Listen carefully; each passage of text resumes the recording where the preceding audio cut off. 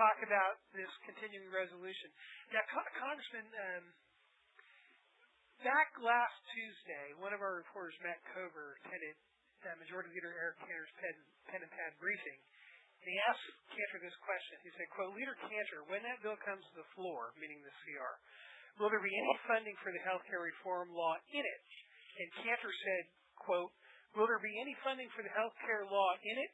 If you're referring to perhaps a discussion about Mr. Denny Rayburg's insistence about making sure we do away with any funding for Obamacare, I expect to see one way or the other the product coming out of the House to speak to that, to preclude any funding to be used for that, unquote. Now, Congressman, a little bit later in that same pen and pad briefing, another reporter wanted to clarify and make sure that he understood exactly what Leader Cantor was saying. And he asked this question. He said, quote, I just want to clarify your answer to an earlier question. Are you saying that before the bill leaves the House, you expect the CR to include language prohibiting the use of money for the health care reform bill? And Cantor answered yes. Now, what I want to ask you is this continuing resolution that they're debating on today and they're going to vote on soon, is it going to follow through on what Eric Cantor said, and is it going to, quote, have language prohibiting the use of money for the health care reform bill? Yes, Terry, I think that it's what he said when I listened to his precise language that you give me two responses. I think he's telling it exactly the way it's most likely to unfold here. That my clause to that, or my caveat, is that the Rayburg Amendment only gets about $31 million, only shuts off about $31 million. And it's all that he can get done and be assured that he's in order under the parliamentary rules. My amendment takes out $105.5 billion with a B, and that's the automatic appropriations that were written into Obamacare that it looks like, unless there's some challenge to the point of order, we're not going to be able to get at that. And there's other wages and expenditures that are also we'd like to get at that we just can't because of the parliamentary rules. So I guess that's the answer. I hesitate a little bit because I'm far from satisfied as for what we might have been able to accomplish, but I think his answer is a straight up one, and it defines what's going on. Let me make sure I understand that. This CR will fund the government for the rest of fiscal 2011 after March 5th. Is that correct? Yes, and that's what it's designed to do. Mm-hmm. So if this continuing resolution is not passed by both the House and Senate and signed by if a continuing resolution is not passed by both the House and Senate and signed by President Obama by midnight on March 4th, the next day the executive branch is not authorized to spend money out of the Treasury. That's right. Yeah, all of that comes to a halt immediately. And how they would deal with that, I don't know. But all of it comes to a halt immediately. What I expect will happen is that we will pass this CR, Eric Cantor calls it the global CR, and that's it over to the Senate. The Senate won't either take it up or send us something that we can't pass here. And I expect we'll come back in the first few days of March, on that Monday the 1st, I think is it, and pass a short-term CR, and then go back to work again. Okay, but the CR that the House is preparing to pass now, what you expect, if that CR were to actually be passed through the Senate and go to the President to be signed, there would still be a flow of federal tax dollars going to the implementation of Obamacare as of March 5th. Absolutely. That would continue. And then that whole $105.5 billion, with the exception of perhaps the $31 million in the Rayburg Amendment. And it's possible that there could be an amendment or two of mine that could be ruled in order that would be helpful. But in the end, if you analyze it in that, if you vote for the CR, I think you can't be charged with voting to continue funding to the implementation of Obamacare. But that's a great opportunity that I think we're on the verge of missing. All right, so the way it's trending right now is that the Republicans are going to pass a CR that does not prohibit all funding of Obamacare. It will allow some funding to go forward. Yeah, that's right.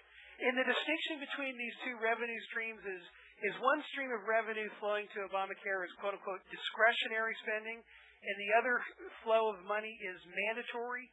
Is that correct?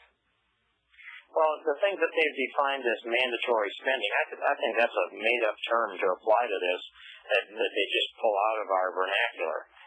The things that they've been calling mandatory spending, I would say that's automatic appropriations, automatic spending that has been written into Obamacare. And since it's never been, it's never been expended before, so therefore I wouldn't call it mandatory spending. But it's automatic appropriations, and Now, why can't the Republicans just say in this CR, take your language and say, we're not going to fund this money. We're going to cut off all money to Obamacare, period. It's dead on March 5th. Why can't they do that?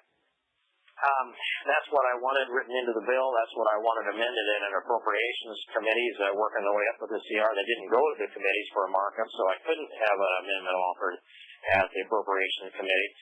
If they would have written it into the bill, we could have easily done it. When I brought it before the rules committee, they turned me down. That was my last stop to procedurally get this done. And they seem to be stuck on the rule rather than the policy. And my argument is fidelity to a rule that you've written yourselves is trumping your oath to uphold the Constitution in this unconstitutional Obamacare bill. There's a House rule they claim that prevents them from actually acting on your amendment that would prohibit funding of Obamacare. Well, they make that claim. They make the claim that I'm legislating on an appropriations bill. That would be it, wouldn't it? And that's a rule. Yes, and it's a parliamentary rule. Yeah. Now, who can change that parliamentary rule? Well, we could change it by bringing an amendment to the rules to the floor and vote that. Nancy Pelosi did that on several occasions, and I don't think we should actually change that rule for this. They could waive it. We could have a challenge to I could offer my amendment later on tonight, which I expect I will. And we could have someone could challenge, someone would reserve a point of order, we would debate it, then they would insist upon their point of order, and at that point the parliamentarian would rule, and I've been advised that they will rule that I'm out of order with my amendment.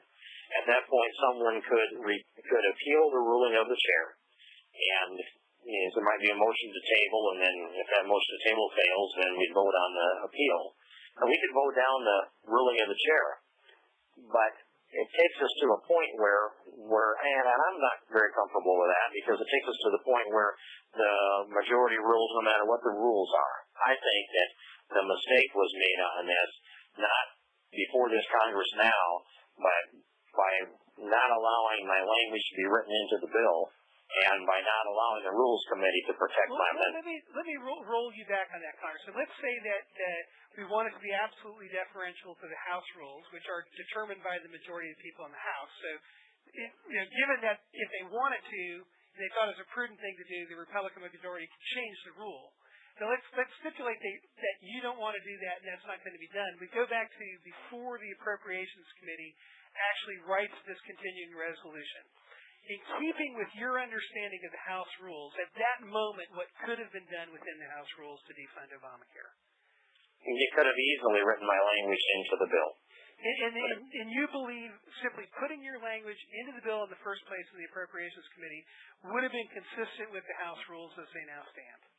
Yes, I am certain of that. And in fact, they addressed Obamacare in 4 places in the CR, doing very procedurally the same thing that I asked them to do. So in effect, they were legislating on Obamacare in this appropriations bill anyway, but they didn't want over and over again.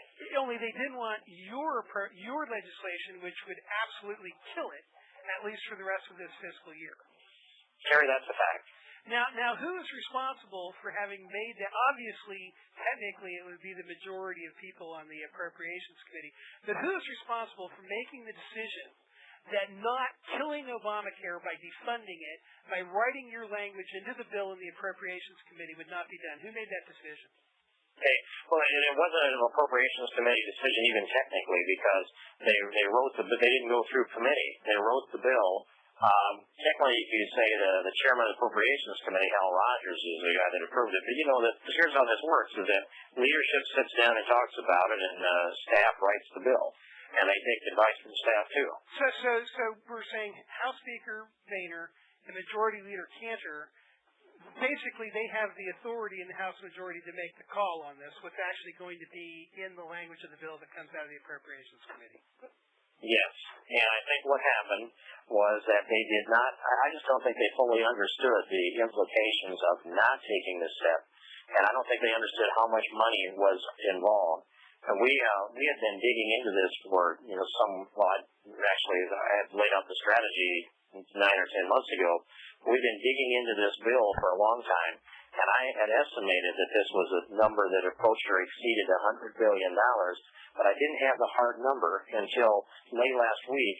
We were going back and forth with CRS, and they would give us numbers, we'd plug them in a spreadsheet, and we'd go back and forth, and finally we ended up with a total and adjusted that total, and they produced a report last Friday that has $105.5 billion in it that are automatically appropriated.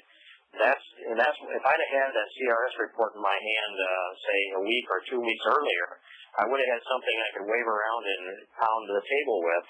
And I just don't think that they accepted my numbers, and so therefore they decided not to take my advice on this, my push, my legislation. But then over and above the question of the sheer dollar amount, Congressman, there's a question of being able to actually kill Obamacare and prevent the implementation from moving forward, which they decided not to do at this point. That's true.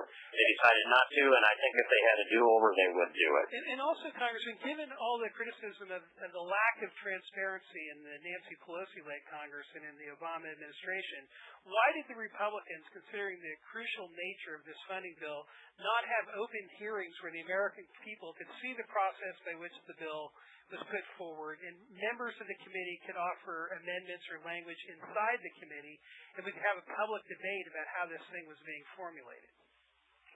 Well, I think, Terry, that the CR was coming up fast. They wanted to get it dealt with quickly, and I wish they would have had. And I don't know the reason why they didn't go to full committee markups, but they went directly to the Rules Committee on the floor with the repeal, which is HR 2, and this one they went directly to the Rules Committee and to the floor with the CR, which is HR 1. Now, after they made the decision not to include your language to actually prohibit any funding of Obamacare going forward after March 4th, you say they could have rectified that in the Rules Committee in keeping with the spirit of the rules. How could they have done that? They would have written a modified open rule and just written a waiver into the rule language that would have allowed my amendment to be in order. And I waived the point of order against my amendment. And they will do that, Terry. They'll do that sometimes, multiple times between now and the end of the 112th Congress. They'll waive the rules for a specific amendment. So essentially they would have been saying, although we want to stand by the historic rule of the House that we're not going to legislate in appropriations bills, in this one circumstance for Representative King's amendment, we're going to waive that rule and allow it to go forward and give it a simple majority up or down vote in the House. They could have done that, and you're saying that's not something that's totally anomalous in the conduct of the House, that this sort of thing is in fact done by the Rules Committee. It's done routinely by the Rules Committee, and it will be done by the Rules Committee for the duration of this Congress multiple times. I'm convinced of that. Well, given that the Republicans won a majority of the House because, among other things, people wanted to get rid of Obamacare, why weren't they ready to go forward with that simple waiver and allow your amendment to come up without a point of order? Well, that's all they would have had to do, and you might ask, the question that's hanging out there is were they ready for a confrontation with the President and Harry Reid on this issue? And that's a question that hangs in my mind. I don't know that answer. I'm ready for that confrontation. We must have it if we're going to eliminate Obamacare. Well, Congressman, we talked about this earlier. I believe you said that if they had this conflict over whether to stop Obamacare by defunding it or not, ultimately either the Democrats would have to blink or the House Republican majority would have to blink. Is the House Republican majority blinking right now and saying, we do not want that ultimate conflict with the Democrats over Obamacare now? We're going to punt and we'll do it later. I think, Terry, that they thought they had plenty on their plate with the $100 billion issue, and so it got to be too big of a mountain for them at the time. And whether it's blinking or whether it is trying to pick another time to do this fight, I want to be cautious about how I say that. But I'll say this, that if you're going to fight a battle, it's politically or militarily, you want to choose the terrain on which you fight, and the CR is the terrain on which to fight. In my opinion, it's the maximum leverage point we have. Second thing you want to do is have that pick the time in the battle when your army's at its maximum strength. We've already passed that point as Republicans here, and we won't be as strong next week as we are today. So I'm concerned about finding another piece of terrain on which to fight. The debt ceiling is one of them. But, if anybody wants to promise me that I can bring the same thing on any appropriations bill, all the same rules apply on every appropriations bill. So it's going to be equally hard to get my language on, except that we expect to have markups in subcommittee and committee, and maybe have a chance to get some language in some of them then. Well, let me make sure I understand this, Congressman. So if this CR passes by March 4th, and as you expect, it does not absolutely prohibit all funding of Obamacare and allows the stream of funding to go forward that would have been stopped by your bill. You will have opportunities on the legislation to lift the debt ceiling and on other appropriations bills to put in language that would, in fact, stop Obamacare in its tracks during this fiscal year? During this fiscal year, yes, the debt ceiling would be that vehicle, but the balance of the appropriations bills, other than the CR, will be appropriations bills for the next fiscal year. Okay, so if this CR that needs to pass by March 4th, if it doesn't have your language, as you suspect it will not, then Obamacare is in fact funded and will move forward for the rest of the fiscal year through September 30th, 2011, unless you have that one opportunity in the bill to lift the debt ceiling. The Republican leadership comes back and says, let's do it. Let's defund Obamacare now. That's your one shot. That's the best shot, but if we have to do a short-term CR because this one doesn't pass, the one we're on now, if we do it, we could end up doing a series of short-term CRs. This could be a big political vehicle out here, this CR we're debating now. We could be doing a series of short-term ones, 2 weeks long, 30 days long. Each one of those would be potential opportunities. And I'll be trying to work on every single one of them. And I will be also sitting down with the leadership team and laying out a strategy on a continuum of a calendar and a legislative agenda so we can plan further in advance and be able to pick some spots, not a better spot, because I don't think there will be a better spot. But I want to see every opportunity that's out there and far enough in advance so we've got a chance to use it. So in other words, Congressman, if this CR passes the House tonight or tomorrow, even without your prohibition on funding for Obamacare, the Senate might reject this language, and the President might reject it, so the issue comes back to the House, and you might end up with a shorter-term funding bill that gives you additional chances this year. Is that what you're saying, to defund Obamacare? Yes, absolutely. Excellent. And I will work to use every vehicle possible, and I think that we've opened up a dialogue with leadership and a far, far better understanding of the magnitude of Obamacare's automatic spending. Congressman, thank you very much. I appreciate your time and the information you've given us. Thank you very much, Terry. I appreciate it a lot, and I look forward to the next chapter.